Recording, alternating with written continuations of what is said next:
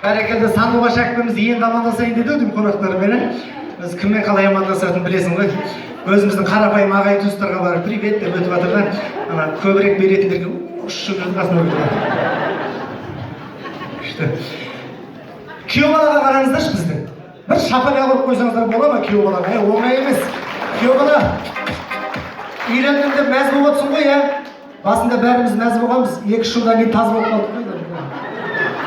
Главное, ұрыспаңдаршы, тату тәтті болыңдаршы. Өткенде осындай бір тойда үйленгендеріне 60 жыл болған. Сол 60 жылда бірде-бір рет ұрыспаған атамыз бен апамызды көрдік. Сенесіздер ме? 60 жылда бірде-бір рет ұрыспапты. Елдің бәрі шок болды. Мен барып сұрадым атамыздан. Ата, 60 жыл ұрысқан жоқсыздар ма дедім. Деді. Қалай дедім? Оп-оңай деді. Айтсаңшы дедім. В общем, кемпіріміз екеуміз енді ұрысып, сөзге келе бастасақ, аузымды жабамда туалетке кіріп кетем дейді. Сосын десем, болды, сөйледі отырам дейді. Түсінбей қалдым. Сөйтімді сұрақты басқаша қойдым. Сонда ата, осы 60 жылдың ішінде туалетке примерно қанша рет кірдіңіз дедім. Сөйтіп мен 60 жыл бойы туалетте өмір сүріп жатырмын балам дедім.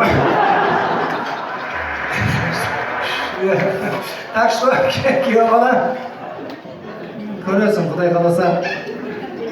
Главный тізгінді берме, мықты еркек бол. Еркектің 2 түрі болады негізі. Отыр ғой еркектер. Біріншісі әйелінің айтқанын тыңдайтын еркек, екіншісі әйелінің айтқанын бәрібір тыңдайтын еркек. Екеуі-ақ күйеу бала, Құдай қаласа. Сосын мынандай ғой, қазір көп жігіттер өзінің әйелін бір әулие санайтын жігіттер көбейіп кетті қазір.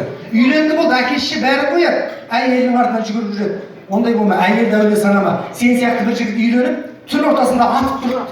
Қарап қалса әйелінің көрпесі жанып тұр дейді, жап-жарық болып нұр шашып.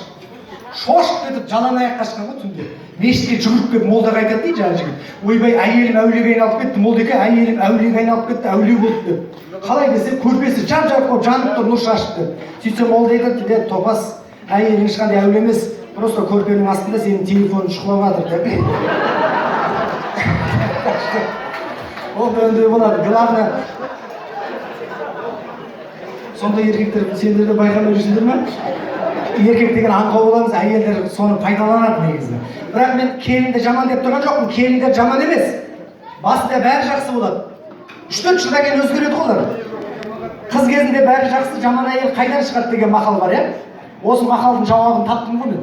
Қыз кезінде бәрі жақсы, жаман әйел қайдан шығады? Жаман әйелді енелер мен абысындар өздері қолдан жасап шығарады екен. Ручная работа.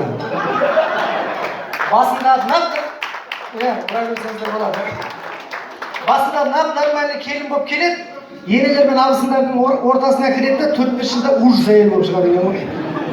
Сондықтан да енелер мен абысындар ғой, миларын жеп, жаңа түскен келіннің шашын ағартып, өздері қандай тура сондай жасап алады. Так что ондай болмасын. 2 жас бақытты болсын дегім келеді, бір шапалақ ұрып қойсаңыздар болады, 2 жасқа. Қазақта сөз бар. Дүние алтын сандық ашылмайды, ішінен інжу-маржан шашылмайды. Дүниенің 4 бұрышын шарласаң да, 2 жақсы бір жерге қосылмайды дейді.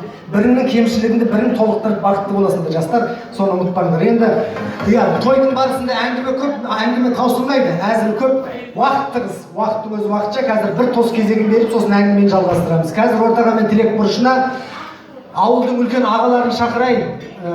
Қариясы бар үйдің қазынасы бар дейді, қариясыз ел балықсыз көлмен тең дейді қазақта. Жалпы әулеттің үлкендері, ағалары, аталары, апалары